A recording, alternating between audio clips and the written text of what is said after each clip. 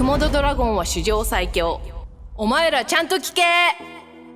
The hype before and during the release of Kagurabachi's first chapter was completely unprecedented. As I'm recording this, Kagurabachi's first chapter is outperforming Sakamoto Days, Blue Box, Kaiju number 8, and even Dandadan. But was this a flash in the pan, or was this the debut of a series worthy of the hype and potentially an all-time great? Let's break down its first chapter in this video. The chapter opens up with a how it started versus how it's going panel. It started with a father and son working hard as blacksmith and apprentice to make katanas and other weapons. It's going to end up with extreme violence. Our MC is Chihiro Rokuhiro, definitely the silent type. Typical 15-year-old, he works with his dad Kunishige, who has a quirky but endearing personality. Kunishige is definitely the type of character readers will gravitate towards. Kunishige also has the Kotetsu from Tiger and Bunny facial hair, so I was on board from the jump. I'll say this up front, I like the manga's pacing, especially early on. They really spend time to impress upon you how dedicated and serious Kunishige was about his job, how physically demanding it was, and how much pride he took in his craft. He's the most famous swordsmith in the land. It's very much the case that Kunishige is lighthearted and more of a goofball outside of work, but once he starts Minecrafting, he shifts the laser focus and he's way more intense. We get this humorous scene with Kunishige listening to some goldfish in a bowl. They do the talking, he does the listening, and apparently they're saying that they want to dedicate themselves to learning. The goldfish panels definitely last too long to just be a one-off thing, so immediately you store it in your brain that these goldfish might be important or symbolic of something else later. Each fish means or represents something. The red fish attracts good fortune. Black fish wards off evil. The three-colored fish is totally amazing. Kunishige forgot the purpose for that one and just made something up. No days off, they work long, hard hours. We get a new character visiting our father and son. His name is Shiba. He does the talking and exposition that's needed for readers to understand the world, but not needed for characters that inhabit that world. Kunishige asks him, how was town?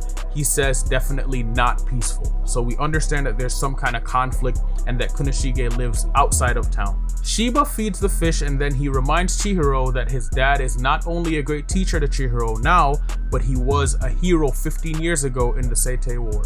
He became more famous for making weapons than people who actually fought on the battlefield like Shiba.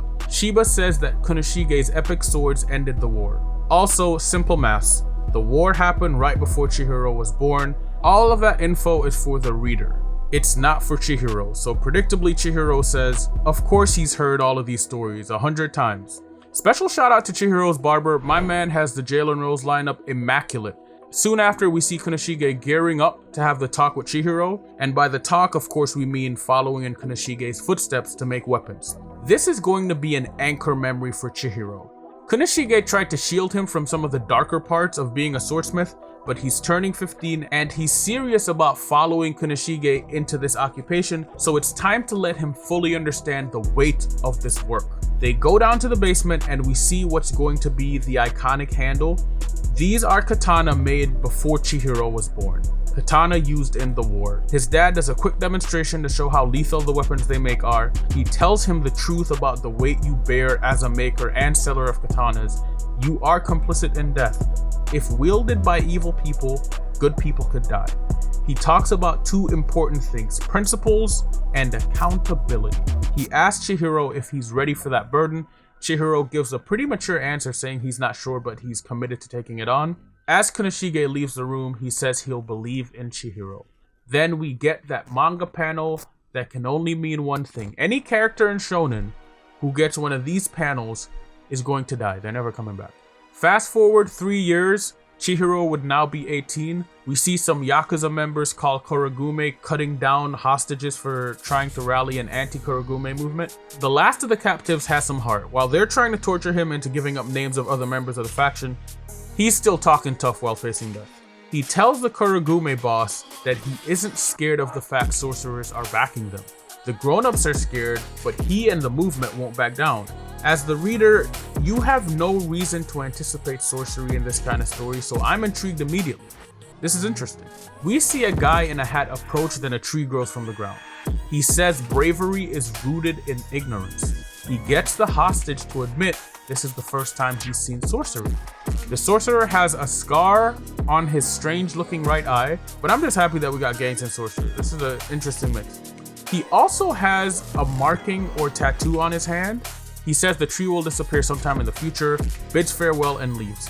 Meanwhile, Chihiro is on the train with Shiba. He still has those trademark Kuroko Kimono Jihen eyes, but now he has a big scar on his face. Shiba is still chipper, he's his usual self. Chihiro explains why he will never remove his scar, and it's a badass reason. Every morning when he wakes up and washes his face, he sees the scar in the mirror so he can start the morning with fresh hatred. That's actually cold, I like that a lot. They go to the city ruled by Korogumi Yakuza. Chihiro asks if the Korogumi Yakuza are connected to them. We don't know who them is yet.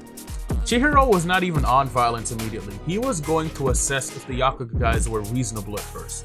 But then Chihiro sees 4 men being publicly hung. His mood shifts. He shows his anger in the subtlest way, just furrowing his brow. Then, as some Yakuza members are eating a nice peaceful meal, a blade enters the frame, and one Yakuza guy has his throat cut. Shiba's in the background comically saying he'll take these guys. Then my guy pops up. The cape makes him look extra stylish. It kind of reminds me of Max Payne doing bullet time, if you remember the very first installment of Max Payne games. He basically does a Tatsumaki and beheads all the people at the table. The Yakuza leader that was torturing the guy gets a phone call. He learned that the mouthy hostage had a kid sister. So now he's intent on going after the sister since the guy didn't want to give up any more names of people in his movement. They hear a sound at the door and go check it. It's Chihiro.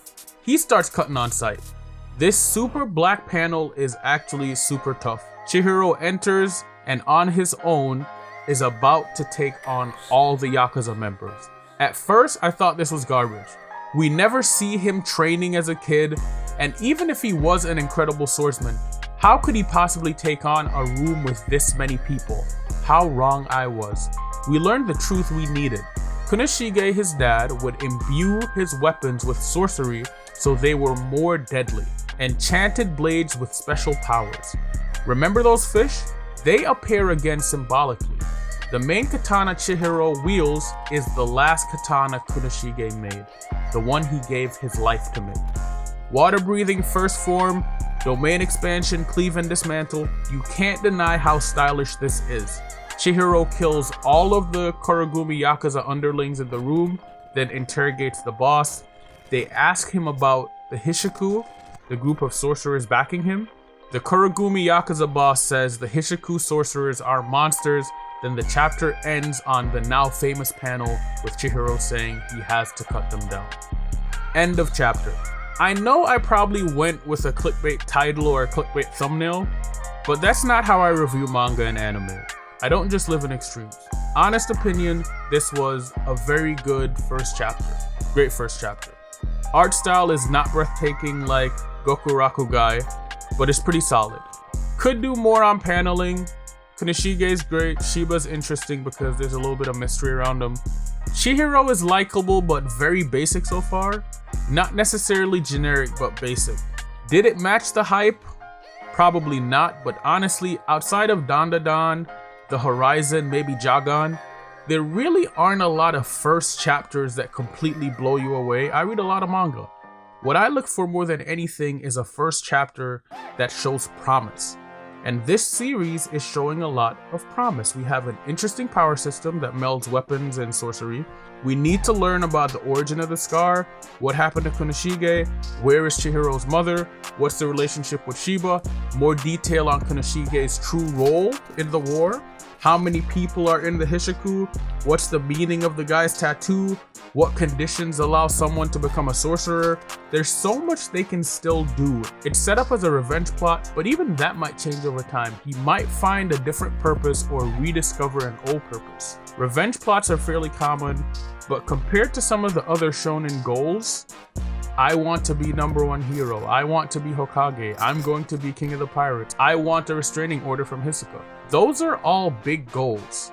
It's different to have a more singularly focused MC, and for the first chapter, Chihiro was better motivated as a character than someone like Itadori, for an example. I love Jujutsu Kaisen, but initially, Itadori's granddad was just a plot device to make him eat the fingers.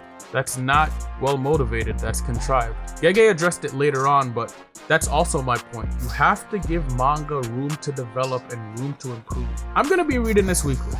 I don't know if I'll do more chapter reviews on it though. Depends on what you guys want. I'd give it an 7 or 8 out of 10 first chapter. But check it out for yourself. Let me know your thoughts.